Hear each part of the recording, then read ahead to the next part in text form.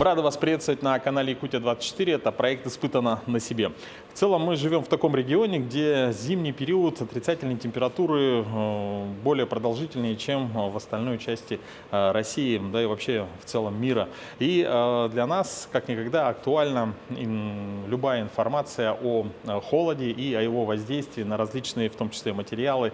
Поэтому сегодняшний выпуск мы с вами попробуем разобраться в этой проблеме и в целом познакомиться с очень интересной лабораторией.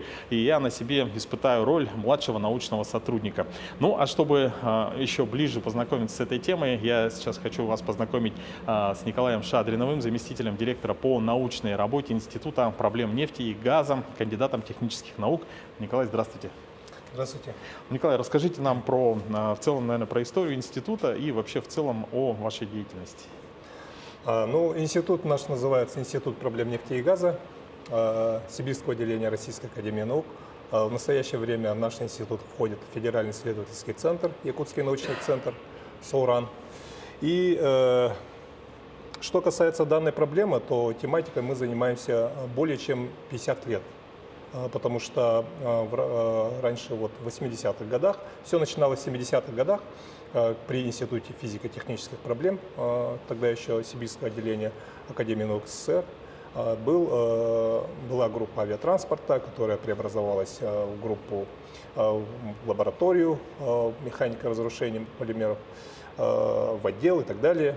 И потом еще был организован Институт неметаллических материалов СОРА, который был присоединен к Институту проблем нефти и газа, и вот в настоящее время мы работаем в составе Института проблем нефти и газа. Что касается резин, то у нас очень много действительно прикладного аспекта. Мы работаем не только по госзаданию, мы работаем в том числе и по внебюджетной деятельности, мы работаем с предприятиями, которые работают на территории Якутии. То есть, если есть определенная проблема, они к нам обращаются, наши специалисты разрабатывают либо новую резиновую смесь для них, на основе которых уже делаются изделия, морозостойкие изделия, либо мы можем подобрать из существующих, то есть уже наших разработок, которые у нас уже есть. Но в данном случае здесь представлены основные компоненты, резинчики, мы их называем ингредиентами, которые используются для изготовления резиновой смеси. Это все изготовлено здесь, и здесь представлены различные резинотехнические изделия, которые преимущественно сделаны по заказу наших предприятий, то есть предприятий, которые работают в Якутии, в основном в Якутии, да. Ну, я вижу из таких знакомых частей, это этот пыльник, да, всем автомобилистам известен. И, кстати, этот мне напомнило водяную помпу в лодочных моторах. По крайней мере, она практически так и выглядит, с крыльчаткой. Остальное это прокладки, да, и так далее. И теперь уже перейдем непосредственно к теме нашей программы. Что сегодня мне посчастливится испытать на себе? Наши сегодня коллеги вам подготовили продемонстрировать процесс получения резиновой смеси, покажут, как делать резиновую смесь, на каком оборудовании, потом из них сделаем лабораторные образцы и первоначально какие-то испытания проведем. Испытано на себе. Ну что, друзья, непосредственно переходим к прикладному моменту. Познакомьтесь, это Мария Давыдова, ведущий научный сотрудник лаборатории материаловедения. Мария, пожалуйста, расскажите, я вижу, что, скорее всего, это ингредиенты резины. Мы сейчас будем изготавливать сырую резиновую смесь. Вот у нас рецептура резиновой смеси нашей. Каучук у нас бутадиен-трильный будет. Мы расписываем сначала рецептуру, тут состав у нас приведен. Вот у нас каучук. Добавляем технический углерод. Это основной у нас наполнитель, усилитель. Прочность, например, самого каучука будет где-то 2 мегапаскаль, 3 мегапаскаль, а потом, когда уже будет резина, то уже 15-12 мегапаскаль и так далее. И это касается и всех других свойств. Техуглерод еще, конечно, придаст черный цвет нашему изделию.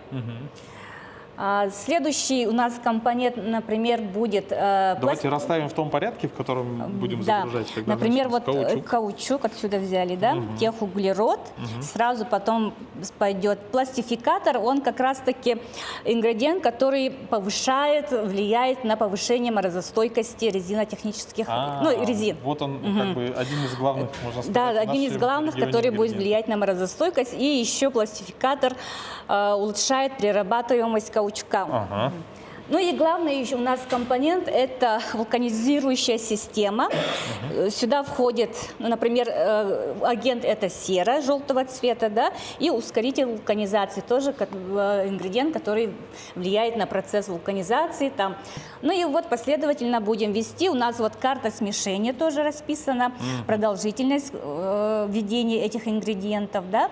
То есть мы загружаем, Да. например, каучук, и через минуту должны загрузить уже следующее вот это. Минута, например, дается, чтобы каучук у нас стал более податливым. Мы как-то снимали про алекминский сыр, вот, да, тоже сыроделание, да, то есть, там тоже технологический процесс, и я был удивлен, что там тоже все до минуты, да, рассчитано до секунды, потому что если чуть-чуть ошибешься по времени, что-то передержишь, то уже на выходе будет совсем, не то. Можно продукт. сравнить вот с заготовкой теста, например, да. Ставим 40 оборотов в минуту, температура у нас будет 40 градусов тоже, и задается время общее нашего процесса смешения, да.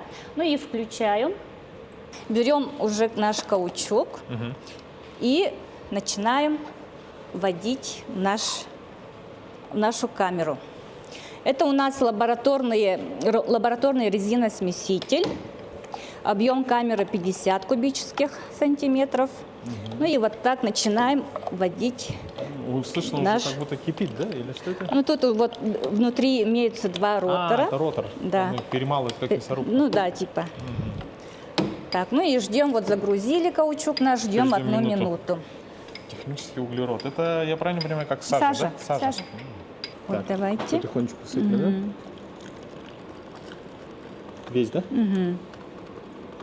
И можете сразу пластификатор тоже Так, сюда. пластификатор. Вот. Заливаем.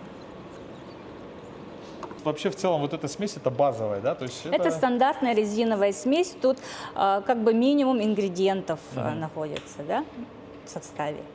Когда уже каучук немножко стал уже вот податливым и уменьшается сопротивление, да. Но это лабораторный резиносмеситель Brabender германского производства. Камера тут маленькая. Вообще резиновые смеси изготавливают в закрытых резиносмесителях, на вальцах изготавливают, да, производят процесс смешения. Можете уже добавлять. Добавляем. Так. И сыпем.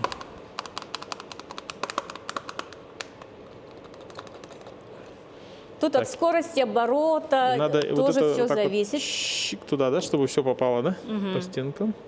Сера – это самый главный ингредиент. Вот у нас в большинстве каучуков есть макромолекулы двойные связи. И по этим двойным связям макромолекулы связываются друг с другом посредством вот именно серы. Например, вот сам каучук, он может, постепенно растворяется, например, в бензине, да? Полностью может раствориться. Он не бензостойкий. Да, не бензостойкий. А вот резина уже будет просто набухать. 3, 2, 1. Тут нюанс, что при введении серы температура резиновой смеси не должна быть более 100 градусов, потому что может произойти процесс подвулканизации. Поэтому температура должна быть не более 100 градусов. Ну что, время подошло. Сейчас Мария, остановим и, соответственно, увидим, что у нас в итоге получилось. Я так понимаю, что там что-то горячее, да, и мягкое. Вот сейчас посмотрим, что у нас получилось. Тут нужна немножко сила. Так, я бы помог, но вдруг что-то не так. Так, вот у нас получилась сырая резиновая смесь.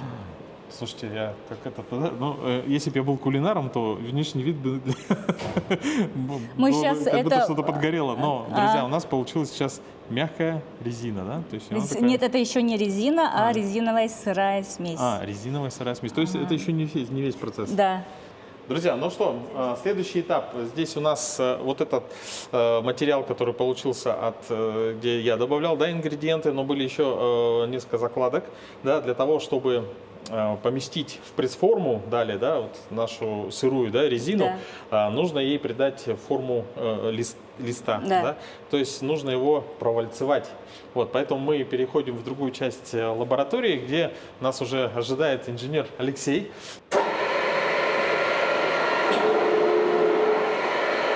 Сам по себе процесс немного напоминает как бы изготовление теста. Я такой все в кулинарную тему, да, перевожу. Так, и в итоге у нас, смотрите, получилась уже такая вот заготовка. Да. Далее что происходит? с этой Дальше мы заготовкой? уже должны получить, ну, свулканизовать вот эту нашу лист резиновой смеси нашей, да? Кстати, уже вот привычный запах резины, кстати. Вот смотрите, А что придает вот эта этот, резиновая резиновый смесь, она запах? еще вот сырая, да? Поэтому вот мы растягиваем, как пластилин, как бы, да? Ага. Такой тугой пластилин. Да. Испытано на себе. Так, Руслан, мы сейчас будем уже вот вулканизовывать нашу пластину. Для этого вы, конечно, наденьте вот рукавички. Ничего себе, У рукавички. нас пресс, тут задаем температуру, 155 градусов стоит, да, и где-то, 20 минут будем вулканизовать. Но для каждой резиновой смеси свой режим вулканизации. 150 градусов, да, прямо, ну, действительно, это как духовка, да, видите? Она такая увесистая. Вот это да. Так. Возьмите Кладем в серединку, да? и можете закрыть. И закладываем. И вот посередине плиты. Вверх и держу, да? Держу, Так, можете отпустить. опускаем. То есть она ее сдавливает Да. и вулканизирует. Да. Ну и ждем наше время, 20 минут. В это время у нас резиновая смесь будет уже вулканизовываться, вот пространственная сетка будет образовываться, химические связи между макромолекулами, да, и уже потом увидим, как отличается резиновая смесь уже от вулканизованной резины. Так, ну для вас это секунды, а для нас это 20 минут. Соответственно, сейчас мы будем вытаскивать Наш образец. наш образец из пресс-формы. Вулканизованный образец.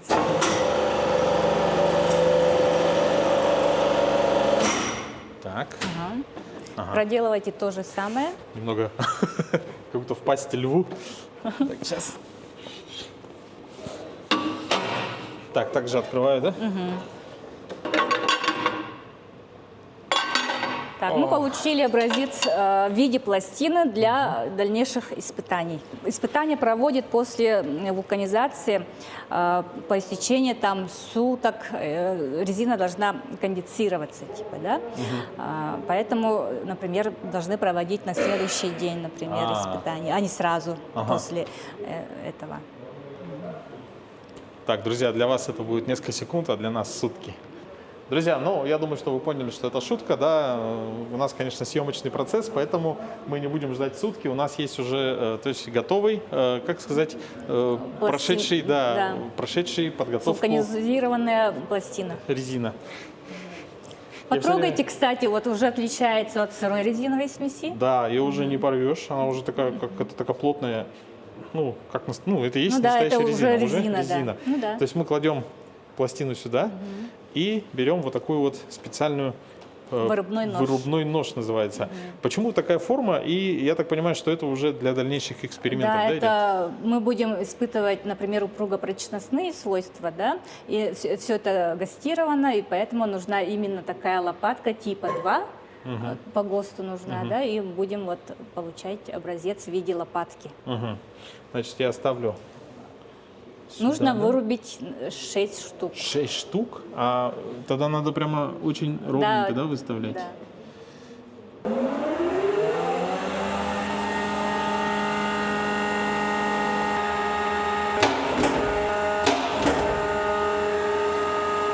Есть 6 лопаточек. Такие, как весла. Да? Или бабочка. Испытано на себе. Ну что, мы продолжаем, друзья. Напомню, что у нас есть 6 вот таких вот лопаточек, которые, да, по ГОСТу. Да. И, соответственно, для дальнейших экспериментов и испытаний они нам требуются. И познакомьтесь, Анна Халдеева, младший научный сотрудник лаборатории материаловедения. Здравствуйте. Здравствуйте. Сейчас будем делать пробоподготовку для испытаний упругопрочностных характеристик и для определения морозостойкости. Тут получается в России у нас есть 3 метода стандартизированы для определения морозостойкости. Да, это есть морозостойкость при растяжении, морозостойкость по эластическому восстановлению после сжатия и есть определение кристаллизации при сжатии. Мы сегодня вам покажем определение 2 методов. Это метод определения морозостойкости при растяжении и определение по эластическому восстановлению при сжатии. Так, это у нас толщиномер и лопатки. У нас, получается, для определения упругопрочностных характеристик потребуется не менее 3 образцов. Это лопатки 2 типа. Рабочая зона лопаток вот находится, да? Это то, что будет экспериментировать, да, испытываться? будет испытываться. А здесь с этой стороны нажимается, поэтому мы именно определяем толщину рабочей зоны. Так, дата проведения у нас сегодня 10 октября. Это Толщина миллиметры? это в миллиметрах. 2 миллиметра. Первый образец. Первый. Тут пишем 2. Да, здесь 2. Теперь получается посередине измеряем толщину образца в 3 местах. Можем взять тоже 2 миллиметра, Так, да? 2. 2. И здесь тоже Тоже 2. 2. Это у нас получается прибор для определения морозостойкости по эластическому восстановлению после сжатия. Состоит, получается, содержится криостат, туда у нас заливается охлаждающий агент. В данном случае мы обычно используем смесь спирта и азота. Смесь спирта и азота, чтобы температура нормально держалась. Сжимаем образец на 20% и погружаем в криостат. Высота данного образца, первого образца у нас 8,52 Миллиметра. миллиметра. И теперь уже сжимаем образец до 6,80. То есть вы примерно. высчитали Да, 20% сжатия. И вот сжатия. сейчас до этого параметра будет сжиматься, да? Тут прямо микроны, да, получается у нас здесь. Правильно? Миллиметров там считает. Так, 6 миллиметров. Так, теперь 16. там у нас уже есть спирт. Туда заливаем азот. Ох.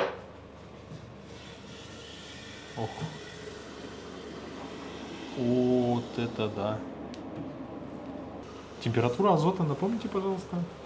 196. Минус, да? Минус. Ух. Прохладно там. А почему азот смешивается со спиртом? Для чего? Получается, если чисто азот использовать, то быстро улетучивается. Температура в течение испытаний не держится, получается. Поэтому мы используем смесь азота со спиртом. Там образуются как бы льдинки такие. Это у нас замерзший спирт, получается. Теперь сжатый образец нас погружаем в криостат. Тут у нас есть датчик температуры, да? Ага, температуру показывает температура образца. Пока 14 градусов. И ого, как быстро падает. Минус 9 уже. Минус 15. Ага, когда достигает Минус 29, 33, 37. Вон там у нас экранчик, если вам. можно показать. Минус 41, 43. Так быстро охлаждение такое. Уже где-то Вот. можно чуток поднять. То есть поднимая и опуская, мы как бы регулируем, можем Да, регулировать температура температуру. включается. Образец мы выдерживаем в таком сжатом виде при низких температурах в течение 5 минут. Потом там же в криостате, не вынимая образец, при низких температурах снимаем нагрузку нашу, вот 20%, да, и даем образцу релаксировать. Но тоже на морозе? На морозе там и стоит, и, соответственно, потом измеряем высоту образца после снятия сжатия. И таким образом мы определяем коэффициент морозостойкости по восстановлению. Действительно, очень, я сейчас вижу здесь два, по крайней мере, да, очень тонких прибора. Это, во-первых, вот этот толщиномер, который по микронам расписывает, да, в том числе, и градусник, который очень точно и быстро реагирует на изменение температуры. Ну вот сейчас минус 44,9 градуса показывает, но в целом то, что нужно. И причем, обратите внимание, Алексей следит за градусником, да, чтобы температура была постоянно. Минус 45. Минус 45. Вот сейчас минус 45. 5 секунд. 4, 3, 2, 1. Теперь образец, не вынимая из криостата, снимаем нагрузку. В той же самой температуре? Да, в той же полностью самой температуре. Снимаем, да? Полностью снимаем. Интересно посмотреть. Так.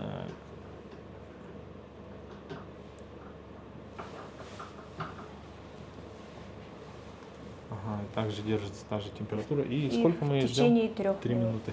А, например, сейчас сколько у нас толщина? Вот на Высота, данный момент? Алексей, Высота. может рассказать В там? данный момент у нас 7,98 мм. 7,98, а было 8,52.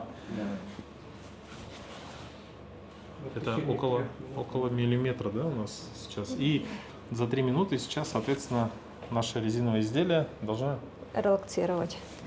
потихонечку восстановиться. Я впервые увидел спирт, видели, да, то есть заморозить спирт, мы сейчас только что это сделали. И на самом деле минус 45 это такое, ну, достаточно такая теплая, можно сказать, для Якутска погода, да, такая еще не сильный Обычная мороз. погода. Да, средняя такая температура. Вот, и сейчас все это время Алексей продолжает регулировать, следит за температурой. У нас остается уже сейчас вот 10 секунд, и мы снимем результат. Идеальный результат какой? То есть вообще резина может ли вот при такой температуре восстановиться полностью? Тут есть результат, определяем в том, что вычисляем коэффициент морозостойкости по восстановлению, да.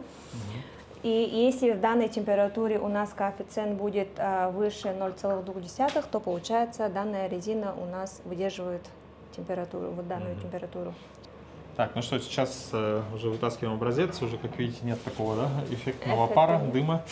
Вот, и коэффициент у нас получился 0,32. Это хороший результат или? Это хороший результат, показывает то, что при данной температуре наша резина выдержала морозостойкость. То есть можно сказать, что в данных температурах резина работает. Будет работать. Будет работать. Отлично. Ну что, друзья, как видите, все достаточно такой очень сложный процесс. Я так понимаю, что еще с использованием всех остальных ингредиентов, да, например, меняя рецептуру резины, и с каждым образцом проводятся все те же этапы испытаний. Да, получается у нас только базовая рецептура, да, базовая резина. Если мы добавим, например, другие дополнительные ингредиенты, допустим, в данном случае для того, чтобы повысить морозостойкость, мы добавляем пластификаторы. Но их в больших количествах тоже не надо добавлять, потому что уплотнители у нас работают еще в агрессивных средах, да, пластификатор при эксплуатации может вымываться. Соответственно, тогда морозостойкость резин уменьшается. Испытано на себе. Ну, по дороге в следующую лабораторию, да, Николай Викторович сейчас расскажет про еще одно достаточно интересное помещение. Здесь уже, это можно сказать, как производство, да, изделий. Да, вот здесь у нас в нашем институте налажено мелкосерийное производство резинотехнических изделий. И мы находимся сейчас на территории резинотехнического участка, где вот наш специалист, инженер Игорь Шамаев, изготавливает кольца круглого сечения по заказу Саханефтегазсбыт. Они используются для канистр для транспортировки углеводородного сырья, то есть топлива, в труднодоступные участки Якутии. Я видел такие большие канистры, где уже сразу как бы топливо идет, продается именно в такой, сразу в емкости. Да, в таре, да. Крышка содержит 3 разных уплотнения. Мы уже с ними работаем давно, с 2019 года мы ежегодно поставляем, ну уже много чего поставили, и мы очень много уплотнений сделали. Вот партия, которая в настоящее время уже готова к выдаче. То есть в целом это действительно такой момент, вот, кто перевозит топливо, например, те же водомоторники, да, иногда бывает, что в канистре выпадает кольцо, там пихают туда, приходится пакеты и так далее. То есть а у вас это уже получается как заводское производство, Да, уже и да. протестированное в Да. наших условиях. Да. Друзья, ну а сейчас мы находимся в следующем уже кабинете. Тут у нас тестовый стенд, где Анна сейчас нас ведет в курс дела. Это станок, что позволяет нам сделать стенд? В данном случае у нас стоят зажимы, да, при комнатной температуре мы можем испытать наши резины на разрыв. Метод называется метод определения упругопрочностных характеристик, то есть определяем прочность, относительное удлинение и условное напряжение. Для этого мы подготовили изначально вот лопатки второго типа, да, измерили толщину лопаток в 3 местах. Они у нас вот толщина лопаток вводится уже, да. Потом уже устанавливаем наши образцы, получается, в зажиме и растягиваем до разрыва. Так, ну давайте попробуем сейчас. Так, ставим первый образец. Так, примерно. Так вот. Да, чтобы рабочая зона прям была.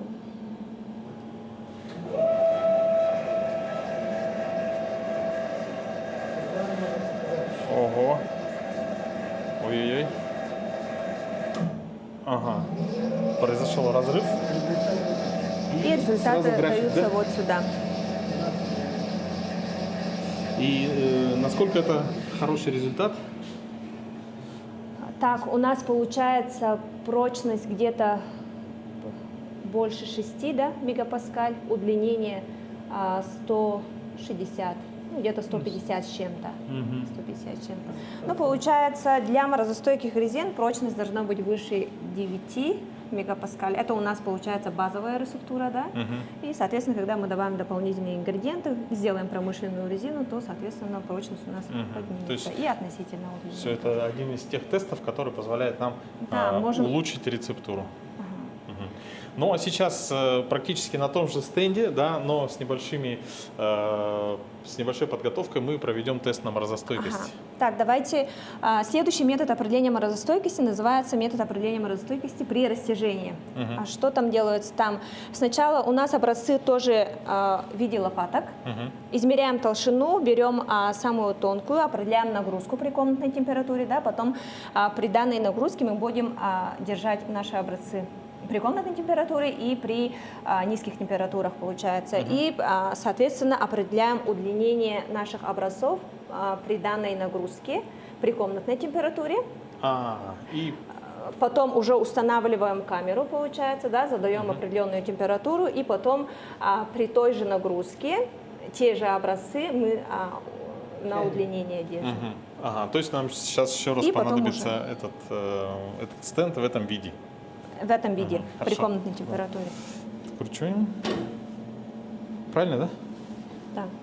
Образец номер 2, да? Сейчас может скорость программу ставим или нет? Также 2 руками затягиваем. Ага, нагрузка кинь. Вот так. Сейчас будет в течение 5 минут определяться нагрузка.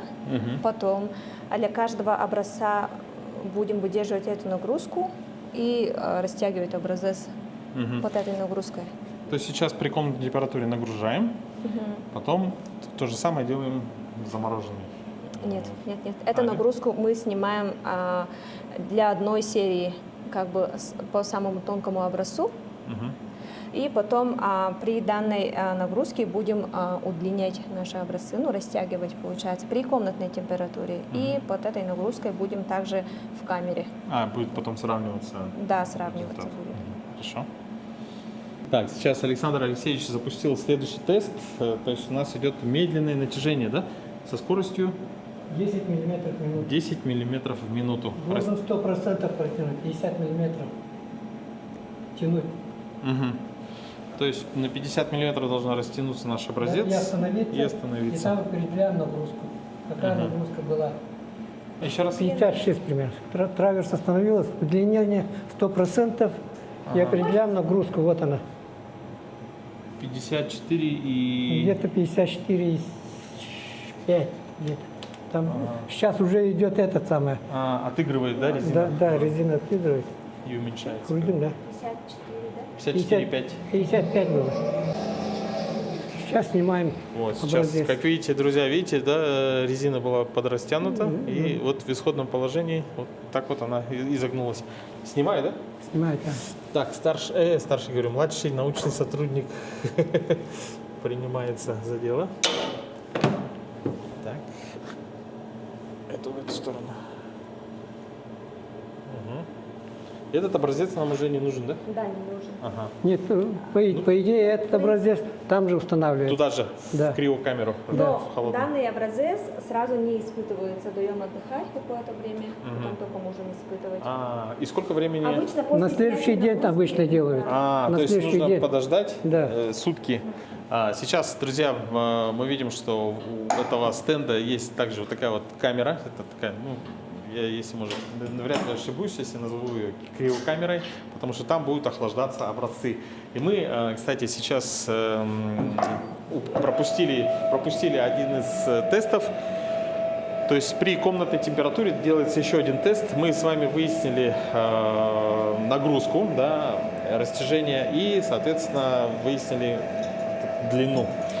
И в следующем образцу из той же партии точно так же растягивается, но уже не так медленно, как в предыдущем, да, испытании, а быстрое растяжение и удержание в течение 5 минут. И это тоже достаточно важный параметр для испытания вот таких вот подобных изделий.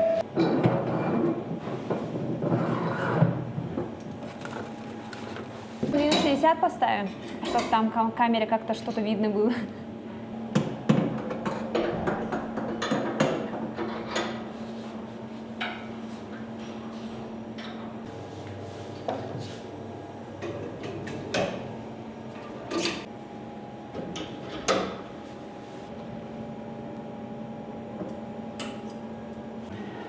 Да, друзья, ну что, сейчас я как младший научный сотрудник устанавливаю температуру минус 50, да? Минус 50 50. ставь. Просто 50, да? Так, 5, 0, И здесь И знак вот минус. минус И он на этом нажимает.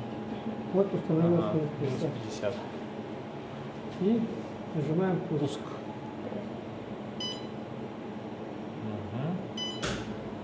И, соответственно, сейчас наша такой этот, такой Да, задается, камера до охлаждается. минус 50. Так, ну что, сейчас открываем нашу крио, если можно назвать камеру.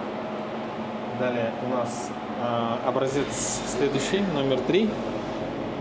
Также устанавливаем и закрываем. Внутри также есть подсветка, вот сейчас обратите внимание. Сейчас попросим включить свет. Вот. И видно, не видно, но... Образец стоит у нас, охлаждается. Друзья, ну пока у нас охлаждается наш образец, нам сказали, что на это уйдет около 30 минут. У нас есть еще возможность пообщаться с Николаем Викторовичем. Вот здесь перед нами есть, я вижу, большое количество патентов. На что они выданы? Ну, большинство патентов относятся к к новым составам резиновых смесей. Также есть способы исследования этих же резин, новых морозостойких резин. Есть, здесь представлены также акты опытно-промышленных испытаний, а также акты внедрения на промышленные предприятия, которые работают в Якутии. Патент свидетельствует о том, что есть уникальность, что авторы доказали свою уникальность. Это все требуется, когда человек пишет патент, подается заявка, обязательно должна быть отличительная особенность патента. Соответственно, все патенты, которые получаются, они имеют уникальность. Ну, еще, наверное, уникальность нашего региона в том, что у нас, в принципе, далеко ходить не надо. Зимой на улице спокойно минус 45, да, то, что мы сегодня достигли с помощью азота и спирта. Ну, а в целом я предлагаю сейчас выйти на улицу, где находится еще достаточно интересный полигон. Испытано на себе. Итак, друзья, мы сейчас находимся с вами, можно сказать, во дворе, да, института. И здесь у нас целый полигон. Как видите, он достаточно обширный, но тема сегодняшнего нашего выпуска — это резиновые изделия, да, и вот мы сейчас находимся рядом с ними. Расскажите, для чего это все делается? Большинство наших разработок, они проходят климатические испытания. В данном случае мы стоим возле стенда с резинами. Делается это для того, чтобы исследовать, как материал ведет себя при наших климатических условиях. Идея такая, то есть сначала надо испытать материал до выставления, испытания материалов определенных показателей выставляем. После выставления через, допустим, месяц, потом 3 месяца, потом полгода, потом год и так далее. И, да, период может быть разный, то есть продолжительность. Можно 3 года, можно 5 лет. Ну, немножко отходя от темы нашего выпуска, да, то есть я смотрю, здесь и стеклопластик, да, и я не знаю, еще очень большое количество материалов. То есть это все тестируется на базе вашего института? Да, здесь представлены и стеклопластики, есть и другие термопласты, то есть пластмассы. Мы можем выставлять как под нагрузкой, то есть образцы, они могут быть выставлены в свободном состоянии, либо в напряженном состоянии. Например, это продольный изгиб. Это специальный стенд для испытания уже крупногабаритных конструкций. Здесь мы проводим испытания стеклопластиковых опор, которые используются преимущественно для линии электропередач. Ну что, друзья, как видите, такой достаточно большой масштаб, большое количество материалов. И здесь также есть своя метеостанция, то есть вам не надо, да, ждать прогноза погоды и так далее. Грубо говоря, вы все знаете. Здесь и температура, я смотрю, скорость ветра, скорее всего, влажность воздуха. Да? Влажность, да, вот все погодные условия, климатические факторы, большинство из них мы можем снимать сами. Испытано на себе. Так, ну что, друзья, я уже полностью практически вжился в роль младшего научного сотрудника. И сейчас у нас результаты завершающего теста. Мы заморозили наш образец до минус 50 градусов. И, соответственно, сейчас у нас данные такие, что удлинение образца при такой низкой температуре составило 12,001 миллиметра. И мы сейчас сравним это с комнатной температурой и выясним коэффициент морозостойкости. Ну вот коэффициент морозостойкой получилось 0,352. И как этот Ну это нормальный результат? вполне нормальный. Вполне нормальный, да. Но я напомню, что у нас образец базовый и, соответственно, как вы видели, огромное количество ингредиентов, которые могут влиять на те или иные параметры выходной продукции. Ну и я думаю, что для меня было много открытий сегодня, впрочем, как и для вас. На самом деле очень интересная материальная база и много испытательных стендов различных. Причем очень хорошо, что здесь также проходят и свою практику студенты. Вот прямо на практике могут прикоснуться к тому, что мы сегодня вам показали. Но это был проект «Испытано на себе» на канале Якутия 24. Наша тема была морозостойкость резиновых изделий.